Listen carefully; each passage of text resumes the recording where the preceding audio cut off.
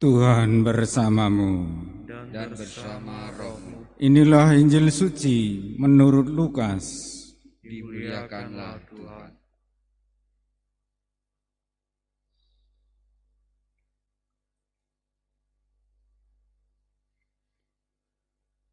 Sekali peristiwa datanglah kepada Yesus beberapa orang membawa kabar tentang orang-orang Galilea yang dibunuh Pilatus dan darahnya dicampurkan dengan darah kurban yang mereka persembahkan. Yesus berkata kepada mereka, "Sangkamu orang-orang Galilea ini lebih besar dosanya daripada dosa semua orang Galilea yang lain, karena mereka mengalami nasib demikian? Tidak, kataku kepadamu. Tetapi jika kamu tidak bertobat, kamu semua akan binasa dengan cara demikian. Atau sangkamu ke-18 orang yang mati ditimpa menara dekat Siloam lebih besar kesalahannya daripada semua orang lain yang diam di Yerusalem? Tidak, kataku kepadamu. Tetapi jika kamu tidak bertobat, kamu semua akan binasa dengan cara demikian." Kemudian Yesus menyampaikan perumpamaan ini. Seorang mempunyai pohon ara yang ditanam di kebun anggurnya, dan ia datang untuk mencari buah pada pohon itu, tetapi ia tidak menemukannya. Lalu ia berkata kepada pengurus kebun anggur itu, "Lihatlah, sudah 3 tahun aku datang untuk mencari buah pada pohon ara ini, namun tidak pernah menemukannya. Tebanglah pohon ini, untuk apa dia hidup di tanah ini dengan sia-sia?" Pengurus kebun itu menjawab, "Tuan, biarkanlah dia tumbuh selama 1 tahun ini lagi. Aku akan mencangkul tanah sekelilingnya dan memberi pupuk kepadanya. Barangkali tahun depan ia berbuah. Jika tidak, tebanglah dia."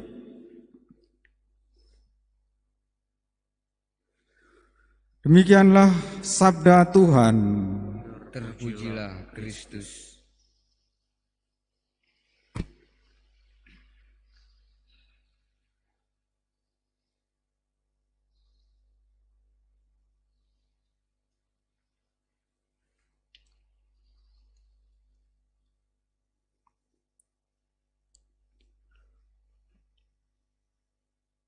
Umat Allah yang terkasih, kalau kita melihat sebuah gunung yang tinggi ketika sedang dalam perjalanan, atau kita melihat sebuah gunung dari dataran rendah atau dari lembah, kita tidak melihat ada jalan sampai ke puncak gunung. Tetapi sesungguhnya kalau kita sungguh ingin sampai ke puncak gunung, pasti ada jalan di sana. Meskipun tidak kelihatan dari lembah, tidak kelihatan dari dataran rendah. Jalannya gampang, lewat saja bekas aliran air. Di situ pasti mencapai puncak. Syaratnya jangan menyerah, jangan balik arah.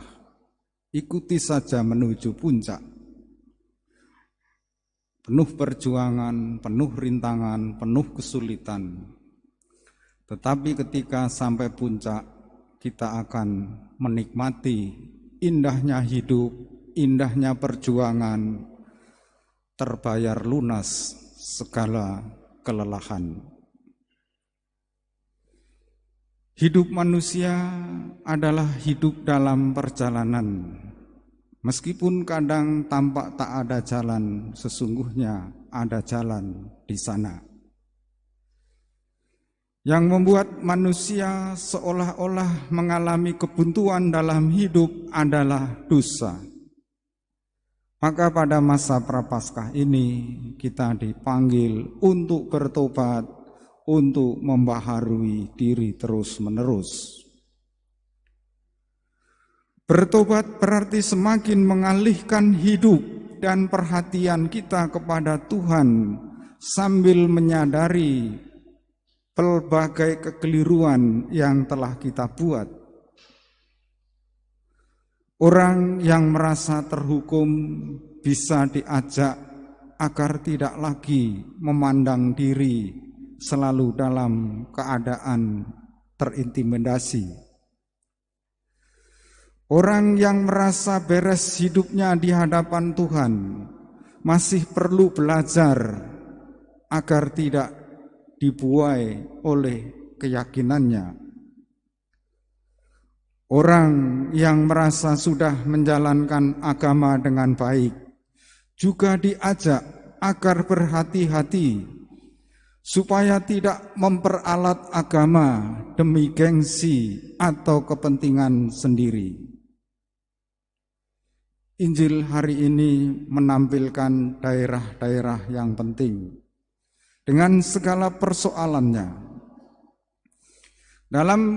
Pada zaman Yesus dulu, daerah Israel dibagi menjadi 3. Daerah pertama adalah Galilea, yakni daerah di utara, dan yang kedua adalah kota Yerusalem.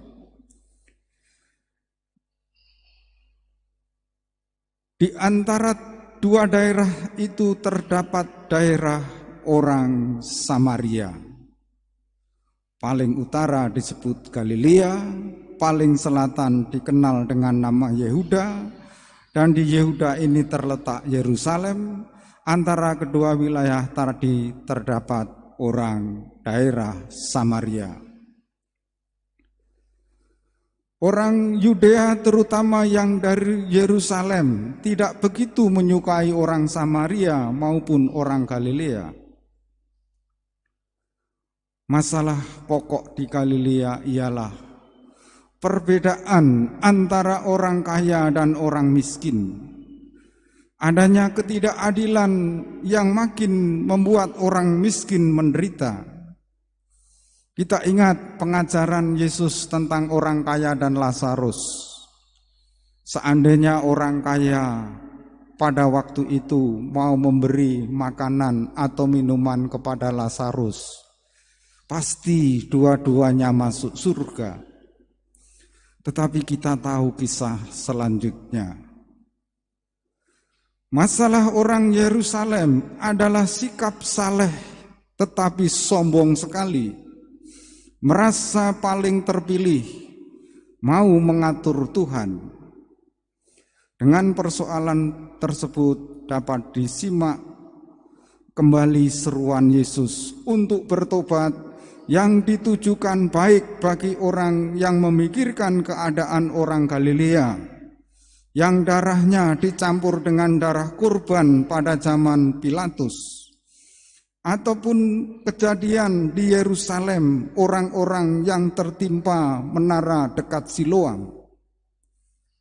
Kalau kamu tidak bertobat, kamu akan binasa dengan cara demikian.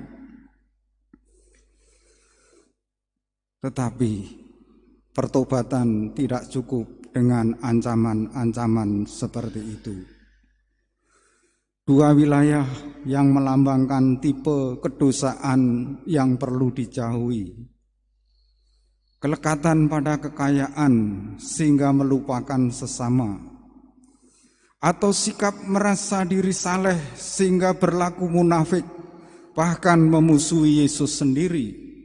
Yesus wafat menderita itu karena perilaku orang-orang Yerusalem yang merasa punya hak mengatur Tuhan. bertobat lebih gampang digambarkan dengan menampilkan hal-hal yang mengerikan yang bakal terjadi.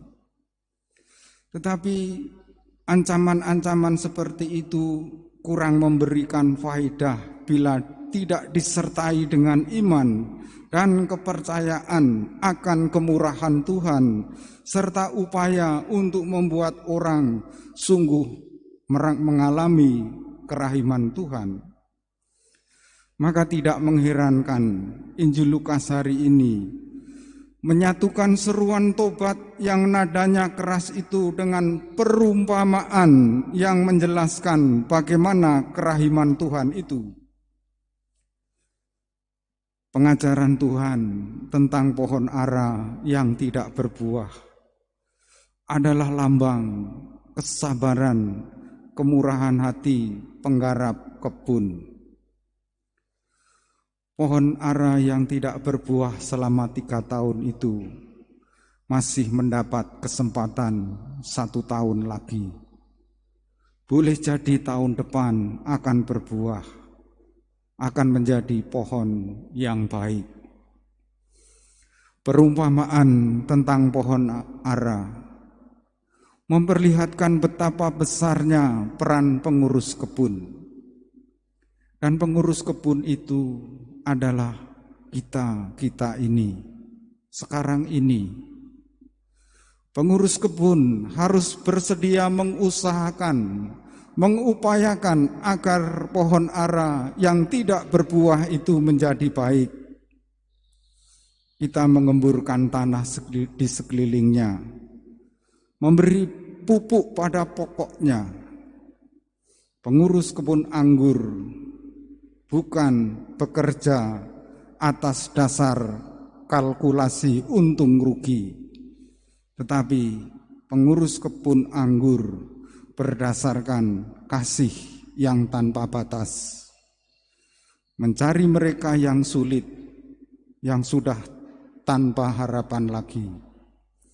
Pengurus kebun anggur ialah orang yang masih berani mendekati mereka yang menjengkelkan kita, bahkan menjengkelkan Tuhan sendiri. Perjalanan kita adalah perjalanan memanggul salib, menuju puncak kehidupan, menuju Paskah, menuju keselamatan. Dan untuk itu kita perlu bertekun dan terus membaharui diri, dan hendaknya pertobatan kita berbuah. Kita berdiri, kita perbaharui iman kita.